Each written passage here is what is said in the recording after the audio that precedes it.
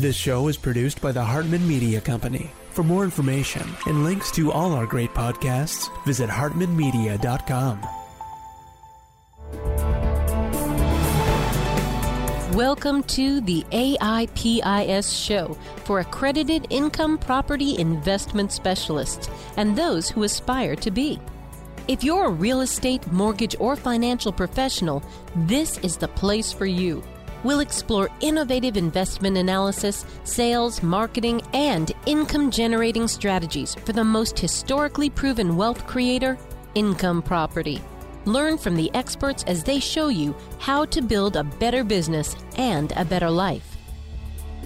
Hey, it's my pleasure to welcome Gary Boomershine. He's a friend of mine. I met him many years ago, actually, and he has vast experience in real estate investing with hundreds of properties and loves the buy and hold model. But he's done lots of different models and helped people and coached them in doing much more active real estate investing as well.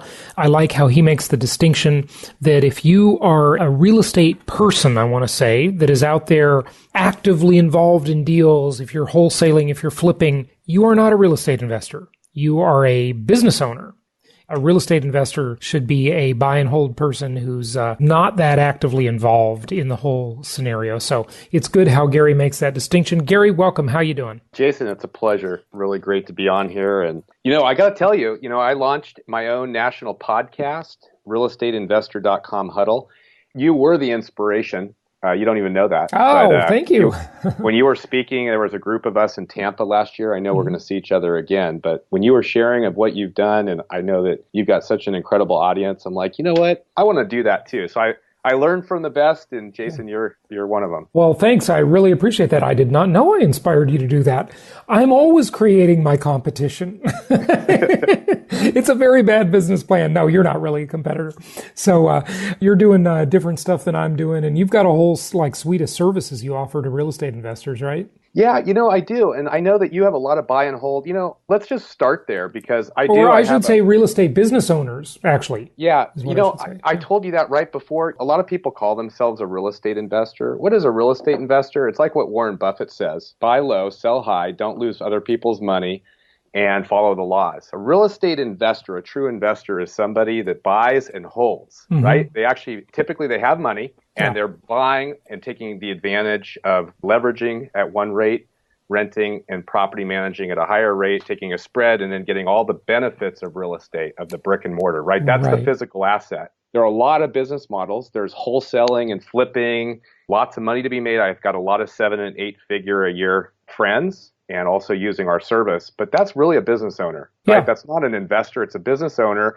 I call him a real estate entrepreneur. Yeah, and a real estate entrepreneur is the right word for it. And you know what? I'm really glad you make this distinction because so many people are just confused about this and sort of relatively simple. But being that active in the business is running a business, isn't it? It is. And let me just tell you, if you're a business owner, every business owner needs a CEO, right? Yep. And usually a team, and there's a business model. There's marketing, and there's sales, and there's finance, and raising money, and all that stuff. And so I'm the biggest fan, ultimately, because I think a lot of us got into real estate because of Robert Kiyosaki, right? We read Rich Dad, Poor Dad, at least I did, and it was all about how to become wealthy, which is when your passive income is greater than your expenses. And that's the definition of wealthy. And, a lot of people lose themselves. It's all about deal volume. Like I did 100 deals this year and I didn't keep any. That's a job, right? That's a job. Yeah, it is. By the way, that job is highly taxed. It doesn't have the tax advantages of income property. That's something to think about too. And you say you're an OG, an old guy, but listen, Robert Kiyosaki wasn't even in the business of doing books when I got into the business.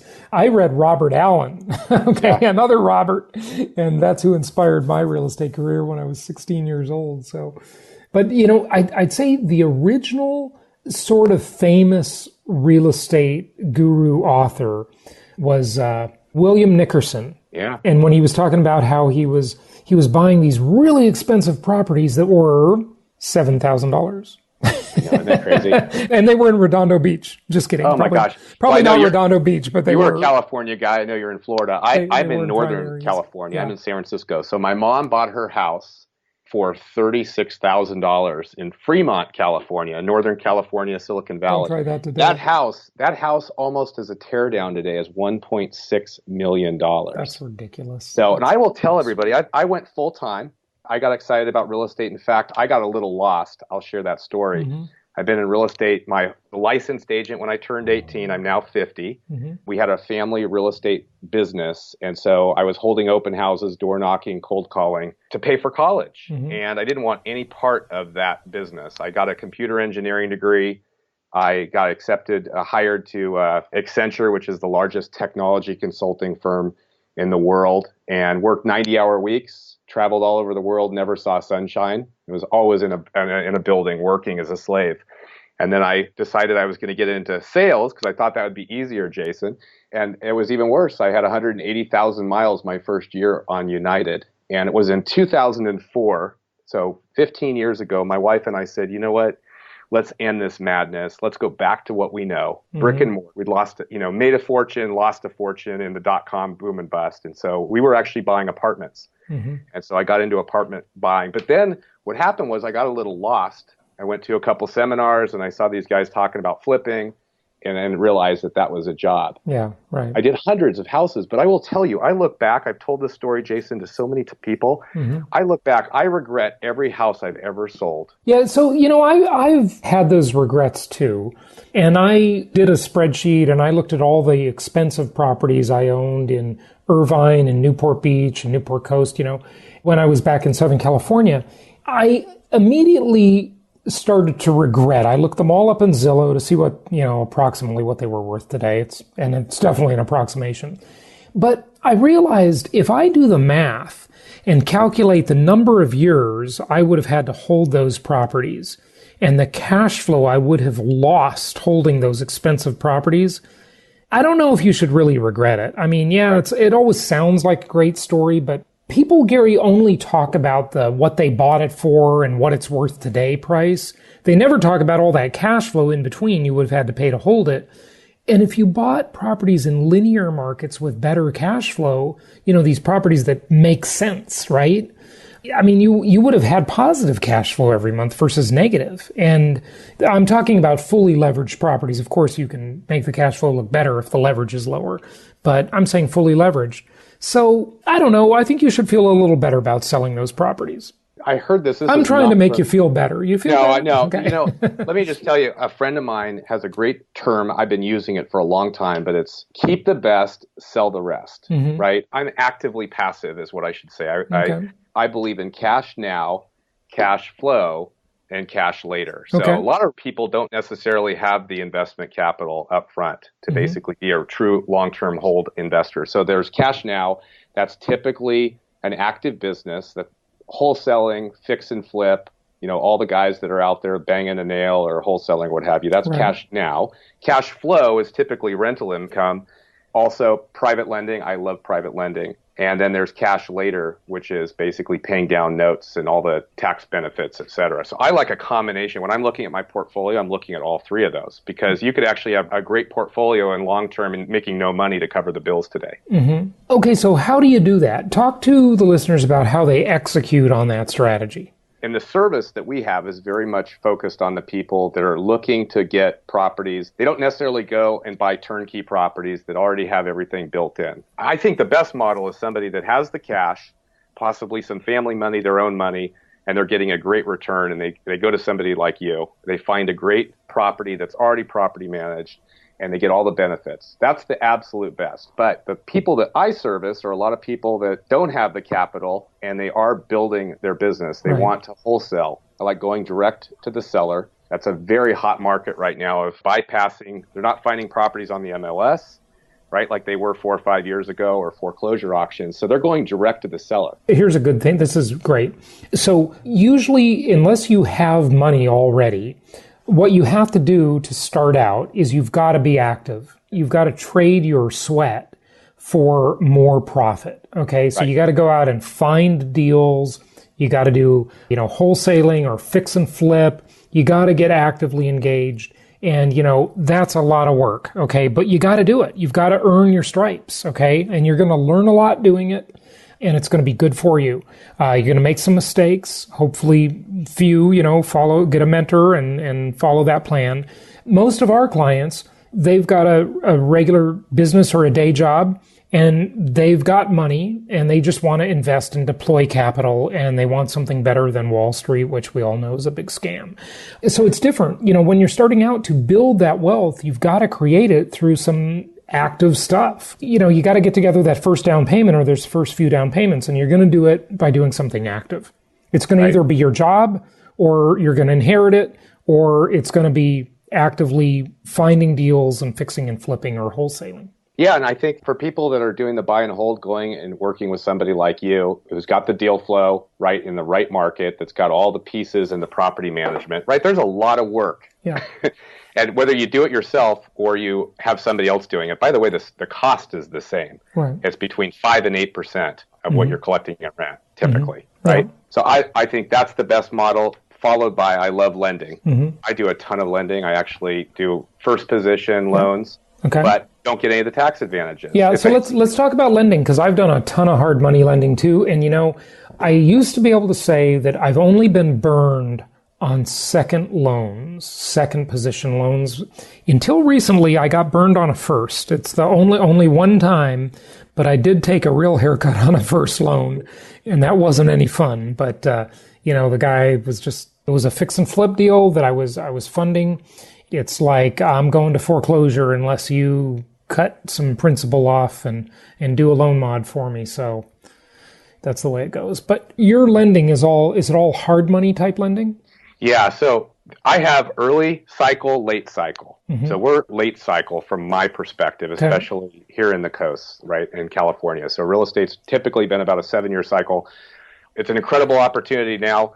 But what I'm doing right now in the late cycle is I'm doing low LTV, low loan to value, first position. I'm taking a lower interest rate. It's on purchase price. I'm sourcing all those deals directly through hard money brokers. They're bringing the deal flow to me. So I funded a $600,000 loan in Palo Alto, California, actually the city next door. The buyer actually put $1 million down. So $1 million down payment. They're not going to walk away from that. Right. Yeah. So in this cycle, especially in California, I look at every property, always the downside. Most investors are looking at the upside. I should say most real estate business owners are all looking at the upside. Sure. A lender, like the bank, is always looking at the downside. So I look at the property as if, hey, the market turns, there's an earthquake, and I'm taking back a land of rubble. And would I be okay with it? And the answer is yes, then I'm funding those deals. And so I'm funding quite a few of those deals right now. So I'm moving some of my 401k money cash, because I don't like cash sitting in the bank. Yeah. And I'll do that. And then as I'm finding properties that I like to fund, like we're actually in 4 different markets. I've got a service. Before you move on, tell us about that deal. So this deal, the Palo Alto deal, you did a $600,000 first trusteed loan, right? And they put $1 million down. So your LTV was like 30% or something, whatever that is. Yeah. What's the interest rate and what's the term of the loan? Low interest rate, 9%. I actually get 9.25%. I didn't do any work. The broker brought the deal to me.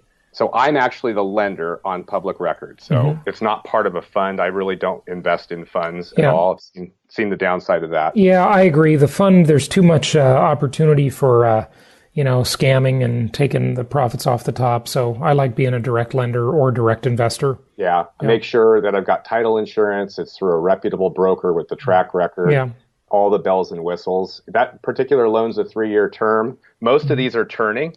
So this particular loan will probably turn over within a year. They'll fix it up and then they'll resell it. So I'm doing those. Okay. So on that one, is that a homeowner moving into it? Or is that a father and son? Okay. And they're buying properties in Menlo Park in Palo Alto. They're doing fix and flips. And they're doing fix and flip. Wow. They'll put $500,000 and sell that for $3 million. Wow. Okay. Yeah.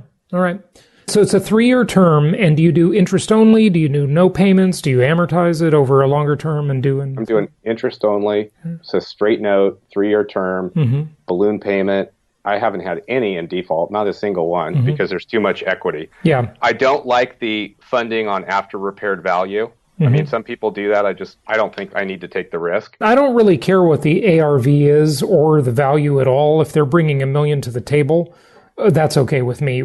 That's my appraisal. It's good enough. Yeah. Yeah. I funded another one. It was a lady downsizing. Mm-hmm. She put $300,000. Actually, it was a $300,000 loan, and she had $400,000 down from another property. Mm-hmm. Had never missed a payment, and was downsizing and funded that. Why do those borrowers need a hard money loan, though? Why can't they just get a conventional loan? Yeah, great question. The father-son, they had too many properties. They exhausted their Fannie Mae, Freddie Mac loans, right? Exactly. This lady that I just funded, she didn't have stability in her job. So she couldn't qualify because of the type of employment that she has. Mm-hmm. And so for whatever reason, sometimes they'll refi out, but I don't really care. Are you requiring them to set up an LLC and do everything in an LLC so it's like a business loan? No. What about Dodd-Frank? Don't you have some Dodd-Frank issues on those short balloon payment loans?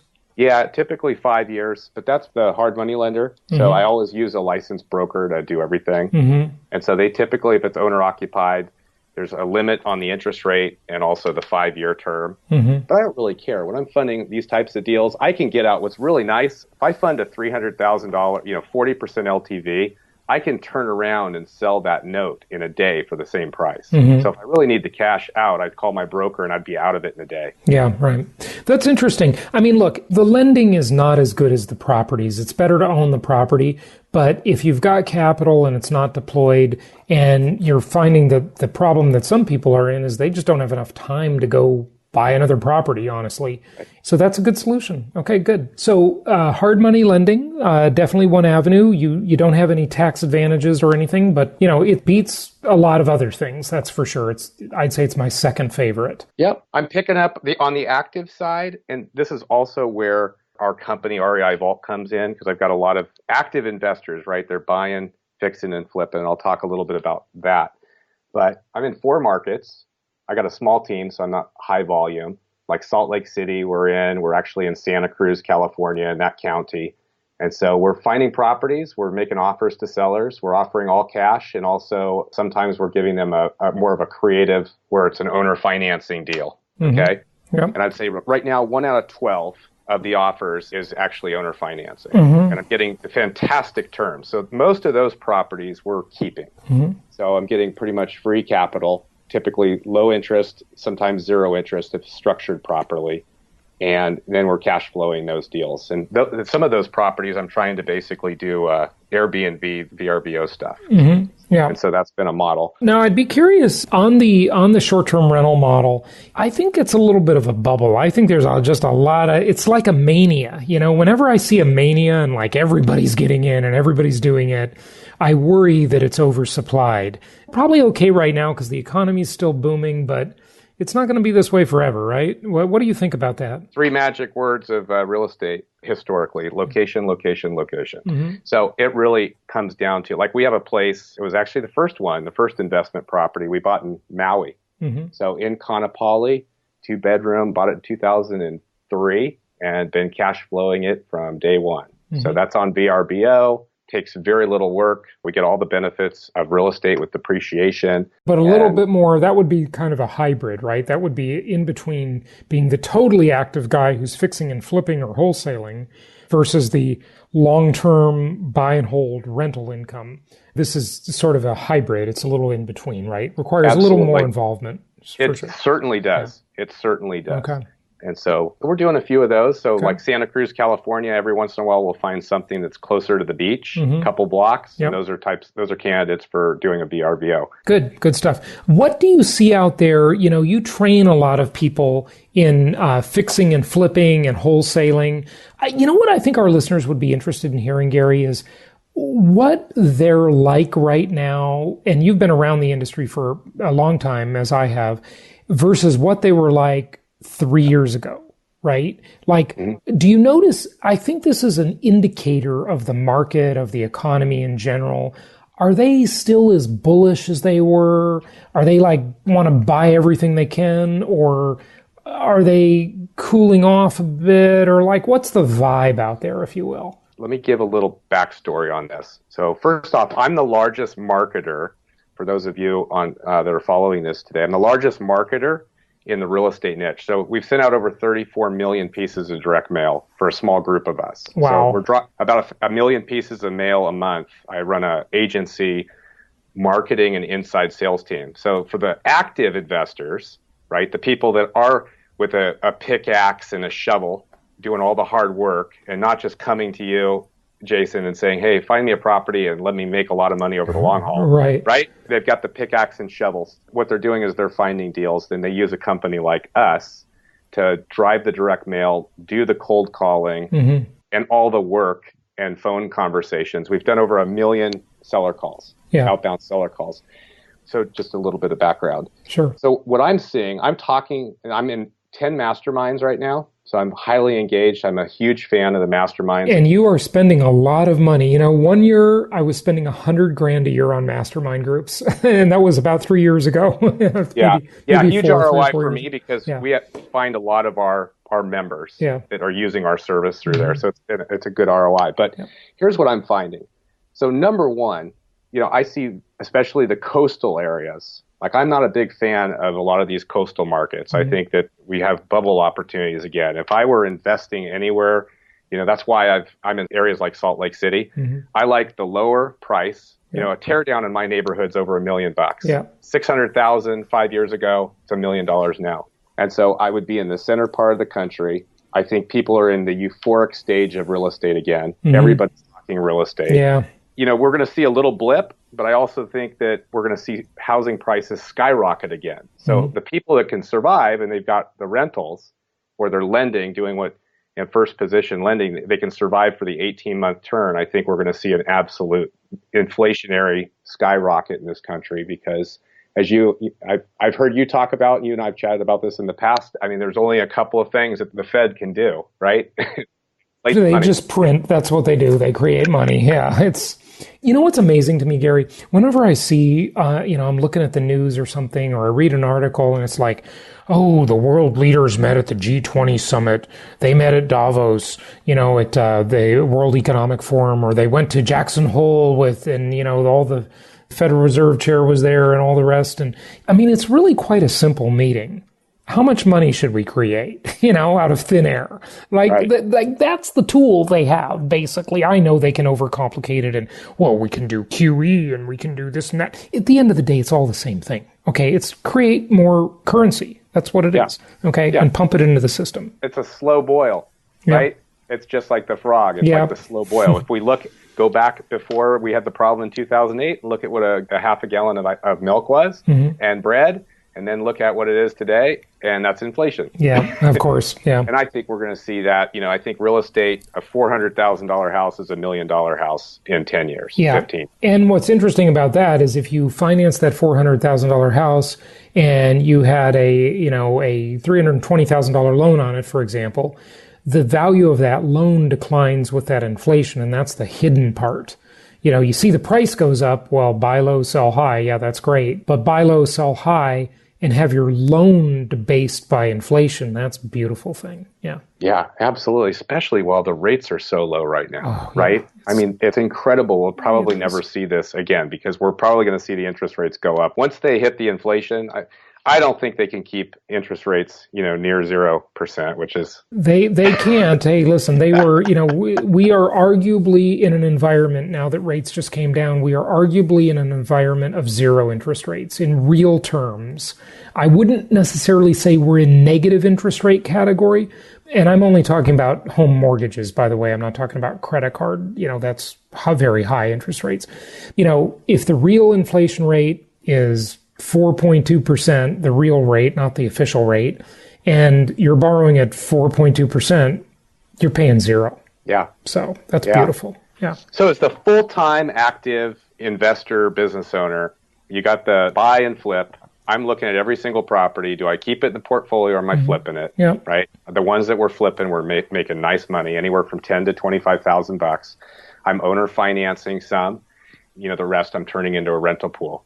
And likewise, I'm also a big metals guy, so I buy physical metals. I've been doing that for a long, long time. And I also do lending. The private lending, first position lending is also a hedge. So if the market goes down, and I have to acquire properties back, I don't want any debt on those properties. So it's kind of my ultimate plan. You're saying because you're first position on that loan. That's right. Let's say that you're sitting on rental properties that they become over leveraged, right? Now all of a sudden the first position notes that I have no debt against them. I am the debt. Right. So my worst case scenario is I got to take them back. Yeah. I'd be curious, I'm kind of surprised you like metals, but obviously you believe in inflation. So that's why the metals are in there. And that's probably just an insurance policy. But, they don't produce any cash flow. They don't have any tax benefits. So, I own some metals, but not much. I'm just long-term. It's a long-term hedge against a downturning fiat currency. What do you think? I got to ask you about two other classes because you're into a lot of stuff. What do you think about tax liens and tax deeds?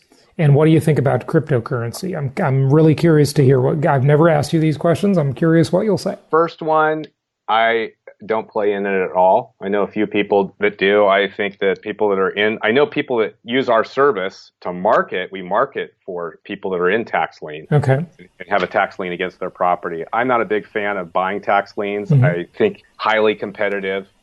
I don't know anybody. It seems to be more of something that I know a lot of gurus sell a lot of product, but I don't know a lot of people that have made a lot of money doing that. Yeah. That's my take. And certainly you can't do it in California very well. Yeah. In California, it just doesn't work. The way the laws are there, it takes too long. The yield's too low. Yeah.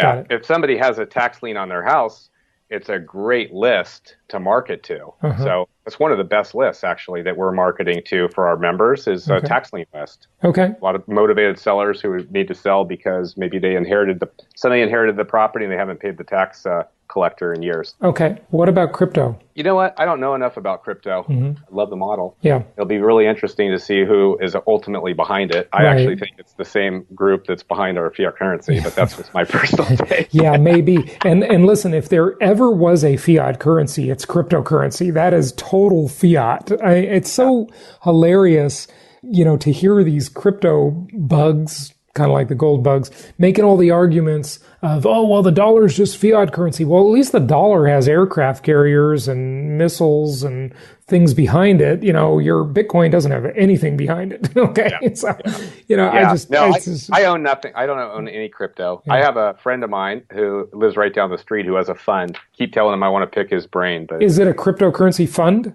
It's a cryptocurrency fund. And you know what's interesting? A fund is it's just basically a derivative. So here you've got this fake currency, and now you've got a fund that buys the fake currency. So you've got something that's fake that has a derivative, another fake thing attached to it. And you know what I call derivatives? I call them the thing about the thing. I love these simple explanations. Right, didn't we run into problems like with CMOs, CDOs, the commodity debt objects? Yeah, absolutely. Derivatives of derivatives, and tranches. Oh, my God. It's absurd. The amount of innovation, in quotes, right, that the financial services industry can come up with is staggering. It's just staggering. And nothing is really there. It's like the more detached you get from the thing, the worse off you are. And Gary, that's what I love about what you do. You're a direct investor. You buy properties and you make loans. Those are all direct things. And you own metals. Okay. Now listen, I'm not a metals bug, but you're a direct investor. Like if you're going to buy precious metals, take possession of them. Okay. Don't buy some fund or some, gold money or bit gold it's God. The whole point is to have the thing, not to have the thing about the thing, right? Otherwise you might as well just buy an ETF. Isn't it weird how people don't think this through? Is one of them Germany? Germany came and claimed they wanted the gold back from the United States and found out there was none there. Yeah. And so basically there's a payout of over 20 years for $1 trillion worth of gold or something that Germany is up in arms in. It's exactly, I own physical. You want to take physical possession of gold and silver. It's a great hedge. It's a long-term. You are right. It doesn't give you any of the benefits except long-term appreciation. Yeah. If that ever happens. And that's, by the way, that's also controlled by the same system that controls our fiat currency. Hey, thank you for mentioning that, Gary. And I'm sure you know about GATA, right? The Gold Antitrust Action Committee. You got to go to the GATA website and read all about it because the powers that be run everything. And you are not independent from them. And if you think you are, you're delusional, because what you need to do if you want a good strategy is just align your interest with their interest and just follow on that path. And that's why income property is the greatest thing. Amen. Yeah. Amen to that. You know, one of the best books ever is The Creature from Jekyll Island. Oh, yeah. G. Edward Griffin. Had him on the show many times. Yeah, he's great. I love him. He's awesome. I've been following him for years. Yeah, yeah. You know, he spoke at one of our Meet the Masters conferences a few years ago. He was great. He's just such a good speaker, such a gentlemanly. It's sad to see that kind of era going away from society, but just a great guy. Really, really good. But yeah, that's a great book, so I'd recommend that to anybody. But just tell us anything more you can, Gary, about how bullish or bearish your clients are, because you really have a meter on that. And how much money are they spending? Are they pulling back? Are they spending more? That tells us a lot about what the expectations are for the market and the economy. There's two schools of thought, and I'm with a lot of sharp people. And one of the schools of thought, which I have concerns, I'm more of the pessimist. Mm-hmm. I'm also in California. Yeah. So I think we are going to see a turn in the market. We've had 7-year cycles for well over 100 years. Yeah. And we're past that. We're way past that. So I think we're going to see a market change. So I'm actually taking some chips off the table right now with the idea of being prepared to get back in. It's almost the dollar cost averaging concept, right? Yep. I see a lot of really, really smart friends of mine who are full steam ahead. One buddy who's probably has $700 million of secured lines of credit. He's buying on the East Coast. Wow. And I asked him, I said, I won't give his name out, but big player, you know, I said, is this the new normal? Or do you think, you know, there's some cause to take some chips back? And he said, no, new normal, full speed ahead. So I think, to me, that's concerning. I will tell you, I got together with UBS, our bankers, and had some dialogues just in terms of the market and some acquisitions on the side for us. And the smart money is also saying that they think that there's going to be a cycle change. Now, typically that cycle change is about 18 months, right? So if you can bear witness to the 18-month change, you're going to make an absolute fortune. Now, if you're buying in the center part of the country and you got money, buy it and hold it for 20 years. Yeah, right. And period, right? Yeah. You don't need to worry too much about the cycles if you're just buying conservative properties in linear markets, you know, little bread and butter housing. Don't worry about the cycle. But, you know, if you want to be in like an opportunity type investor, and I don't mean opportunity zone, because I think that's a whole nother overhyped scam in some ways, not completely, but you know, there's just a lot of promoters out there that really are, I think they're ripping people off. But an opportunistic, I should say, investor, then, you know, be ready to dive back in or be ready to survive that cycle change. And, you know, 18 months to 2 years is about what it takes. You know, most people, that's when they lose it. Real estate is a law of attrition game. If you can stay in the game, you're going to make money no matter what, right? But you got to be able to weather that storm. Here's the 3 areas that I think are super high risk that I think people really need to take note of in this market. The rehabbers. I think the rehabbers are going to get crushed.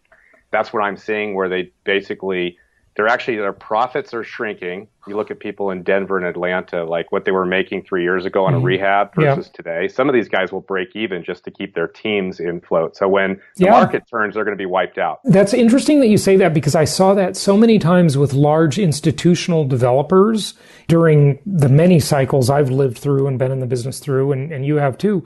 There is some wisdom, actually. They just keep building because they have a business and they got to keep the machine rolling, and they'll roll right into the recession or depression if it's really bad, and they'll keep building. And you sort of wonder, why are they still building when the market is softening so rapidly? Well, it's because they've got the financing and they've got to just complete the job, right? So it's sort of illogical at some points. Right. Well, we just look at all the cycles over the last 100 years of what's happened to them. They get wiped out. So they get wiped out. The rehabbers, those are the guys that should really rethink in their model. Retail, by the way, retail is a lot of people are buying strip malls and going into building retail. I think that's super high risk. Dangerous. And then a lot of these guys that are doing rehab lending, where they're lending like 90% on after repaired value, right. or 80%, and very little skin in the game from these rehabbers. I think they're going to get wiped out too. Yeah, I agree with you. Good stuff. Well, Gary, we have an affiliate deal. We're involved in it, and anybody who's interested in the services, if you're more active in the real estate game and you're interested in Gary's services, go to jasonhartman.com/vault. That's jasonhartman.com/vault, VAULT. You can find out more there, get some of these services going to really catapult your real estate entrepreneurship career, your career in real estate versus investment in real estate. But the cool thing about having a career in real estate is you're around it and you're paying attention to it, and that's where your focus is. And so you can come across some great investment opportunities too. It's like you said, keep the best, right? Let me share. Young guy, Clay Manship, he's in Indianapolis. He's in his 20s. So he did $2.3 million last year. Half of that came from our service. So direct mail and cold calling. So he's got a small team. They did $2.3 million last year. He's lending, so he's taken those reserves and he's lending, and he's built out a fairly sizable rental portfolio. So kind of following the cash now, cash flow. So there's an opportunity, I think, for everybody, but I do like the buy and hold. I think everybody should ultimately do that. And I love your linear markets. That is absolutely where to be in this market right now, the linear markets. Yeah, that's the safe bet. Gary, good stuff. Thanks for joining us. It's always good to talk to you, and I'm glad I finally had you on the show. Folks, go check out that link, jasonhartman.com/vault. Gary, thanks again. Take care. Thank you so much for listening. Please be sure to subscribe so that you don't miss any episodes. Be sure to check out the show's specific website and our general website, hartmanmedia.com, for appropriate disclaimers and terms of service. Remember that guest opinions are their own, and if you require specific legal or tax advice or advice in any other specialized area, please consult an appropriate professional. And we also very much appreciate you reviewing the show. Please go to iTunes or Stitcher Radio or whatever platform you're using and write a review for the show. We would very much appreciate that. And be sure to make it official and subscribe so you do not miss any episodes. We look forward to seeing you on the next episode.